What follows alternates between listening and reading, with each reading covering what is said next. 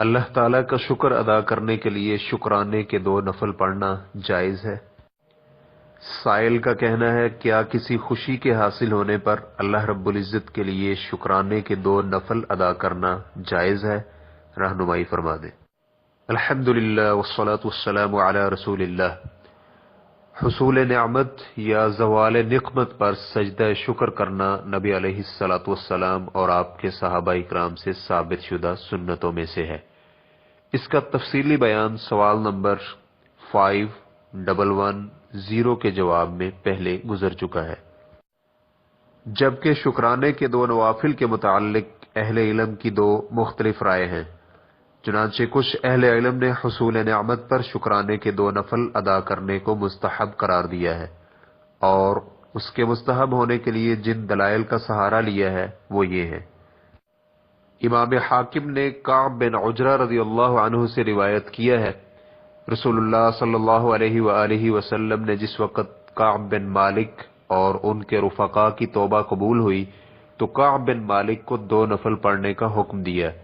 اسے حاکم نے المستدرک علی الصحیحین جلد نمبر 5 صفحہ نمبر 148 میں روایت کیا ہے، لیکن یہ حدیث صحیح نہیں کیونکہ اس کی سند میں یحییٰ بن المثنی ہے۔ اس کے بارے میں عقیلی رحمہ اللہ کہتے ہیں حدیثہ غیر محفوظ ولا یعرف بالنقل، یعنی اس کی احادیث غیر محفوظ ہیں اور روایت کرنے میں معروف بھی نہیں ہے۔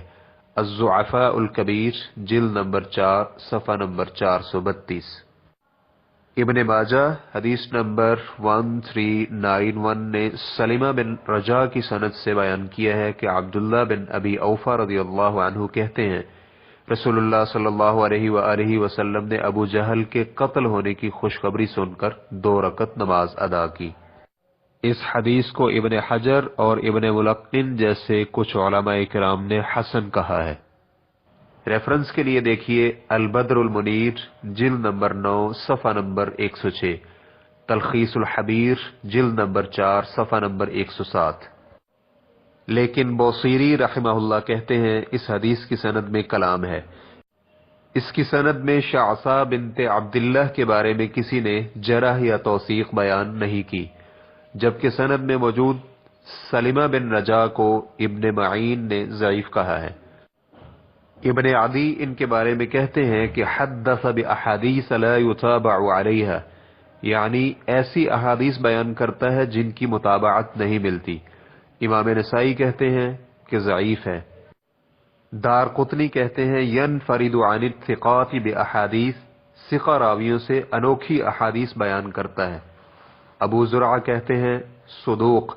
ابو حاتم کہتے ہیں ما بحدیثہ بأس، یعنی اس کی احادیث میں کوئی مذائقہ نہیں۔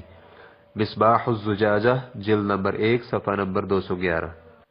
اسی طرح شیخ البانی رحمہ اللہ نے اس حدیث کو ضعیف ابن ماجہ میں ضعیف قرار دیا ہے۔ نبی علیہ الصلوۃ والسلام نے فتح مکہ کے موقع پر 8 رکعات نماز پڑھی، اور ان کے بارے میں بہت سے علماء کرام کا کہنا ہے کہ یہ 8 رکعات اللہ کا شکر ادا کرنے کے لیے تھی۔ چنانچہ اس بارے میں محمد بن نصر البروزی کہتے ہیں کہ اللہ رب العزت کی نعمتیں حاصل ہونے پر شکرانے کے لیے نوافل یا سجدہ کیا جاتا ہے۔ اس میں نبی علیہ الصلوۃ والسلام کا وہ واقعہ بھی شامل ہے کہ نبی علیہ الصلوۃ والسلام نے فتح مکہ کے موقع پر غسل فرمایا اور شکرانے کے طور پر 8 رکعات ادا فرمائی۔ تعظیم قدر الصلاۃ جلد نمبر 1 صفحہ نمبر 240۔ اور حافظ ابن حجر رحمہ اللہ کہتے ہیں اس واقعہ میں نماز شکر پڑھنے کا جواز پایا جاتا ہے، فتح الباری جلد نمبر 3 صفحہ نمبر 15۔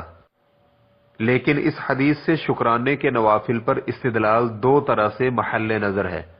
نمبر 1، یہ نوافل فتح کے ساتھ خاص ہیں، اس لیے خوشی کے تمام حالات اس میں شامل نہیں ہو سکتے۔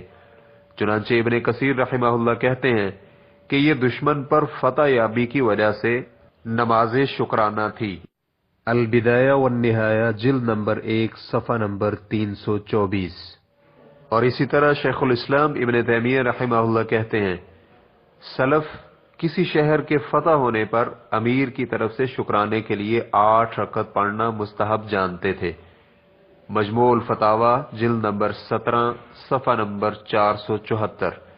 ابن قیم رحمہ اللہ فرماتے ہیں رسول اللہ صلی اللہ علیہ وآلہ وسلم اس فتح مکہ کے بعد ام ہانی بنت ابی طالب کے گھر آئے، وہیں پر آپ نے غسل فرمایا اور 8 رکعات چاشت کے وقت میں ادا کی، تو کچھ نے اسے چاشت کی نماز سمجھ لیا، حالانکہ یہ فتح یابی کی نماز تھی۔ اسلامی حکمران جب کبھی کسی قلعہ یا شہر کو فتح کرتے تو اس فتح کے بعد رسول اللہ صلی اللہ علیہ وآلہ وسلم کی پیروی کرتے ہوئے یہی نماز پڑھا کرتے تھے۔ اس قصہ میں یہ قرینہ بھی پایا جاتا ہے کہ اس نماز کا سبب فتح مبین پر اللہ رب العزت کا شکر ادا کرنا تھا، کیونکہ ام ہانی رضی اللہ عنہا کہتی ہیں میں نے آپ کو اس سے پہلے اور اس کے بعد یہ نماز پڑھتے ہوئے کبھی نہیں دیکھا۔ زاد المعاد جلد نمبر 3 صفحہ نمبر 361۔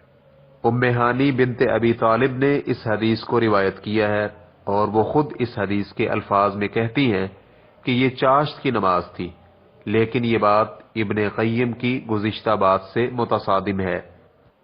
چنانچہ صحیح مسلم حدیث نمبر 336 نے ام ہانی رضی اللہ عنہا سے نقل کیا ہے کہ فتح مکہ کے سال وہ نبی علیہ الصلوۃ والسلام کے پاس مکہ کی بالائی جانب آئیں تو آپ علیہ الصلوۃ والسلام غسل فرمانے لگے اور فاطمہ رضی اللہ عنہا نے آپ پر پردہ کیا، پھر آپ نے اپنا کپڑا لے کر اسے اپنے اوپر ڈال لیا اور پھر 8 رکعات چاشت کی نماز کے لیے ادا فرمائی۔ امام نووی رحمہ اللہ شرح مسلم میں فرماتے ہیں ام ہانی کا یہ کہنا کہ پھر 8 رکعات چاشت کی نماز کے لیے ادا فرمائی، اس میں ایک دقیق نکتہ ہے، وہ یہ کہ چاشت کی یہ نماز 8 رکعات پر مشتمل تھی، کیونکہ انہوں نے واضح لفظوں میں اسے چاشت کے نوافل قرار دیا ہے، اور یہ اس بات کی صراحت بھی ہے کہ یہ چاشت کی نماز کا معروف طریقہ تھا اور آپ نے 8 رکعات چاشت کی نیت سے پڑھی تھی، جبکہ دوسری روایت میں الفاظ کچھ اور ہیں، آپ نے چاشت کے وقت میں 8 رکعات پڑھی۔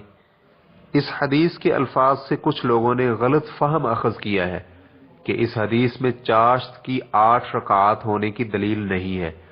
ان کا کہنا ہے کہ نبی علیہ الصلوۃ والسلام نے فتح مکہ کی وجہ سے اس وقت میں 8 رکعات پڑھی تھی، لیکن ان کا یہ خیال حدیث کے ان الفاظ سے بالکل ختم ہو جاتا ہے کہ یہ 8 رکعات چاشت کے نوافل تھے۔ شروع سے اب تک لوگ اس حدیث کو چاشت کی نماز کے لیے 8 رکعات کی دلیل بناتے آئے ہیں، واللہ تعالی اعلم۔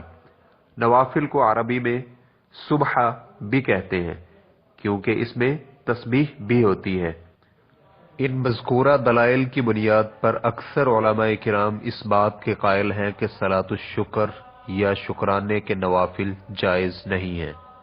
رملی رحمہ اللہ کہتے ہیں ہمارے لیے ایسی کوئی نماز نہیں ہے جسے صلاۃ الشکر کہا جائے۔ تحفۃ المحتاج جلد نمبر 3 صفحہ نمبر 208۔ اور شیخ ابن باز رحمہ اللہ کہتے ہیں مجھے نماز شکرانہ کے بارے میں کسی دلیل کا علم نہیں ہے، البتہ سجدہ شکر کے بارے میں دلائل موجود ہیں۔ مجموع الفتاوی جلد نمبر 11 صفحہ نمبر 424۔